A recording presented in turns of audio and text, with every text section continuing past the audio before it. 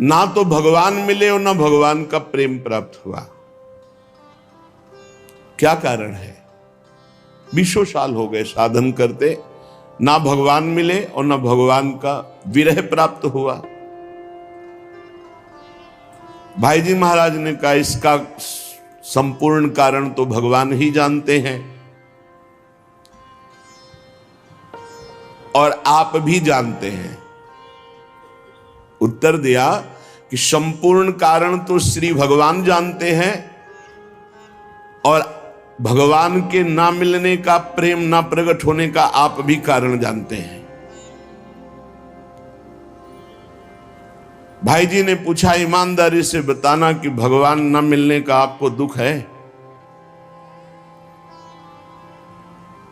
भगवान के प्रेम की प्राप्ति या भगवत साक्षात्कार ना होने पर 20 साल हो गए, आपको दुख हुआ इस बात का? बोले कभी कभी थोड़ा मन उदास हो जाता है। भाई जी महाराज ने कहा कि थोड़ा थोड़ा उदास हो जाता है, लेकिन आप बताइए यदि 20 साल से आप व्यापार में बराबर घाटा प्राप्त करते रहते तो क्या आप ऐसा उत्तर देते कि थोड़ा थोड़ा कभी मन उदास हो जाता है? आपकी हालत क्या होती कि 20 साल से आप व्यापार कर रहे हो, घाटे पे घाटा होता चला जा रहा है, आपकी हालत क्या होती? बोले बेचैन हो जाता, जीना मुश्किल हो जाता। तो बोले ऐसा जीना मुश्किल हुआ आपको? 20 साल से आपको घाटा हो रहा है, भगवत प्राप्ति, भगवत प्रेम प्राप्ति नहीं हो रही और आप आनंद से जीवन व्यतीत कर रहे हैं, आपको बेचैनी है? तो उनका ईमानदारी से वैसी कोई बेचैनी नहीं। बोले तुम सच्चे व्यक्ति हो, ठीक ठीक बता दिए। जब संसार की व्यापार में घाटा होने पर जो बेचैनी होती है वो आपके भगवत प्राप्ति या प्रेम प्राप्ति ना होने पर बेचैनी नहीं हो रही, तो इसमें भगवान का क्या दोष है? भगवान के अंदर कोई चाह नहीं है। कई बार सत्संग में सुन चुके हैं, आपकी चाह ही भगवान के अंदर चाह बनती है आपसे मिलने की। आप जितना विकल होंगे उतने ही वो विकल हो जाएंगे आपसे मिलने के लिए। भगवान अमना है, आपका मन ही वहां जाकर भगवान का मन बनता है और भगवान के मन के अंदर आपसे मिलने की चाह पैदा, वो अमना है, वो अचाह है, वो पूर्ण काम है। चाह हमारे अंदर पैदा हुई नहीं कि प्रभु के अंदर चाह पैदा हो जाएगी हमसे मिलने के लिए। सज्जन ने कहा कि जो प्रश्न करता थे कि कई बार आपसे सुना है कि भगवत प्राप्ति बड़ी सरल है, भगवत प्राप्ति बड़ी सुलभ है, परंतु मुझे लगता है कि जिंदगी में अगर कोई कठिन काम है तो भगवत प्राप्ति है। तो भाई जी महाराज ने कहा भैया भगवान का मिलना बहुत सुलभ है। भगवान किसी कर्म के फल से नहीं मिलते कि ये कर्म किया तो इसका फल हुआ भगवत प्राप्ति। भगवान चाह से मिलते हैं, व्याकुलता से मिलते हैं, रुदन से मिलते हैं। ये सारे कर्म इसलिए कहे जाते हैं कि तुमसे पाप कर्म ना बने, और जब पवित्र हृदय होगा तो भगवत प्राप्ति के मिलन की चाह प्रकट हो जाएगी, रोना आ जाएगा। भगवान मिलते हैं रुदन से, चाह से, व्याकुलता से, लालसा से। संसार के जितने भोग पदार्थ, अवस्था, स्थितियां, प्राणी, ये सब कर्म से मिलते हैं। जैसा आप कर्म करोगे वैसा पदार्थ मिलेगा, वैसे व्यक्ति का संयोग मिलेगा, वैसे ही सुविधा मिलेगी, वैसे ही असुविधा मिलेगी, वैसे ही आपको तिरस्कार, अपमान, जैसा कर्म करोगे। लेकिन भगवत प्राप्ति कर्म का फल नहीं है। पूज्य भाई जी महाराज कह रहे भगवत प्राप्ति चाह का फल है। वो संत संग से, शास्त्र स्वाध्याय से, नाम जप से, भाई जी उसका भाव लिख रहे, नाम जप से, सत्संग से, शास्त्र स्वाध्याय से हमारे संसार की चाह हटे और भगवान की चाह प्रकट हो जाए। पक्का जिस दिन ऐसी चाह हो जाएगी अब जिया नहीं जा रहा, उसी दिन भगवान अनुभव में आ जाते हैं, नेत्रों के सामने आ जाते हैं। पक्का संसार की प्रत्येक स्थिति, अवस्था, पद प्रतिष्ठा, इसमें कर्म है। इसमें कर्म है। आपका कर्म आपको स्थिति प्रदान करेगा, सांसारिक पद प्रतिष्ठा, लाभ, लौकिक, पारलौकिक। सांसारिक पद प्रतिष्ठा, धन संपत्ति केवल चाह से नहीं पूर्ति होती। धन की चाह, मन की चाह, मान की चाह, अधिकार की चाह, सब कर रहे हैं। मन की चाह ये मिल जाए, वो मिल जाए। मिल रहा है क्या? मिलेगा उन्हीं को जो वैसे सुकृत वाले कर्म किए हैं। रात दिन सब चाह में ही फंसे हुए हैं, परंतु सबकी चाह नहीं पूर्ति होती। संसार की चाह से निराश होकर भगवान की चाह मात्र करने से भगवान की प्राप्ति हो जाती है।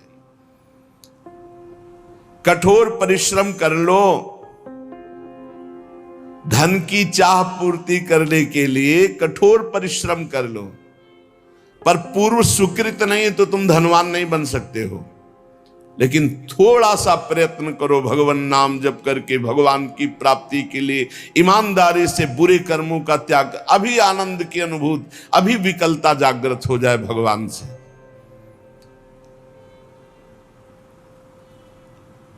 आपने जितनी धन की चाह की, कभी भगवान की ऐसी चाह की?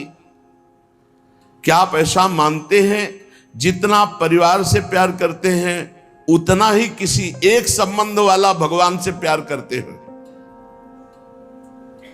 भगवान से एक संबंध वाला, जैसे माता से, जैसे पिता से, वैसे गाढ़ प्रेम, जैसे धन की चाह, जैसे प्रियजनों का संबंध, इतना भगवान से मानते हैं। तो उनका सत्य तो यह है कि ऐसा नहीं है। तो कैसे मिल जाए भगवान तुम्हें?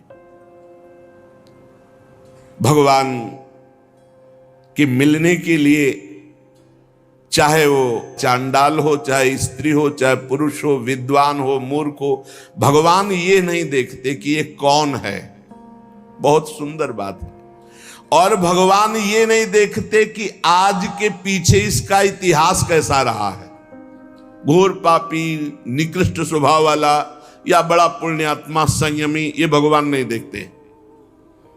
ये पापी रहा है या पुण्यात्मा, ये स्त्री है या पुरुष उत्तम है या चांडाल, ये विद्वान है या मूर्ख, ये वंदनीय है या निंदनीय, हमारे भगवान ये एक भी बात नहीं देखते। भगवान देखते हैं अपने से अपनापन। कितना आपका संबंध है भगवान से? आप भगवान को कितना प्यार करते हैं? क्या मानते हैं अपना?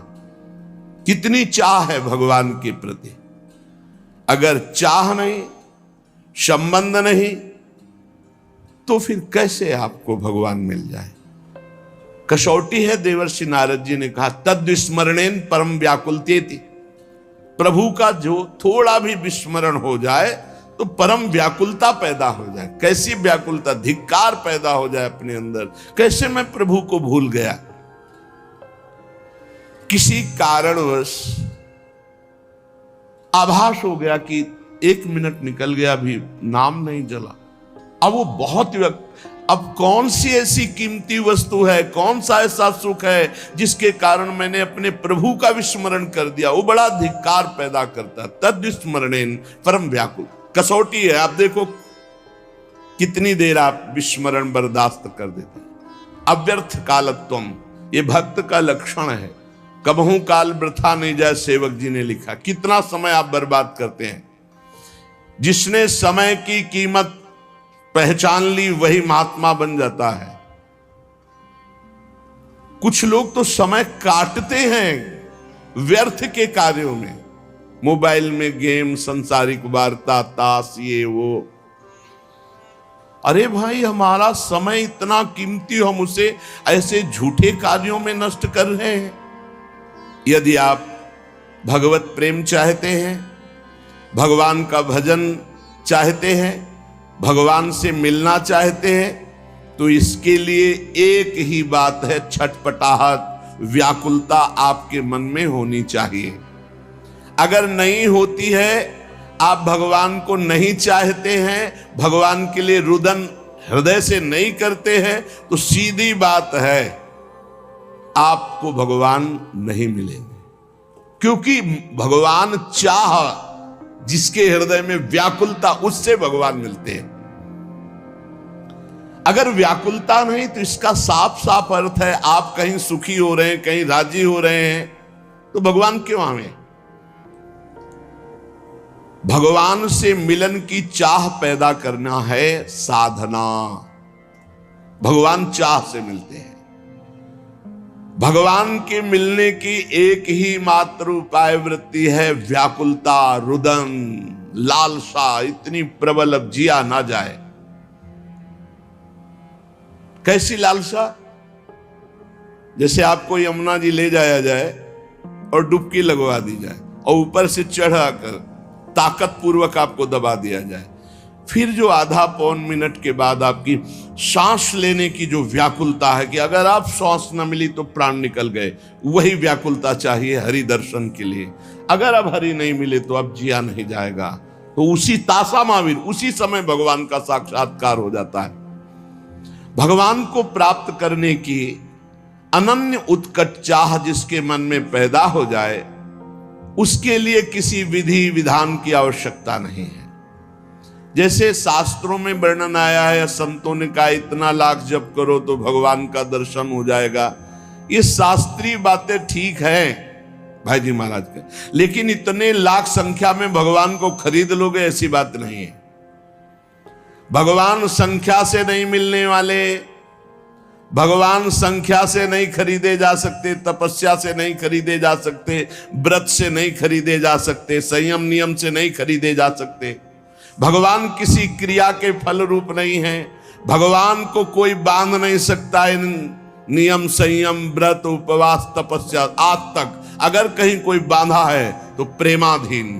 भगवान प्रेम के अधीन बंधे हैं।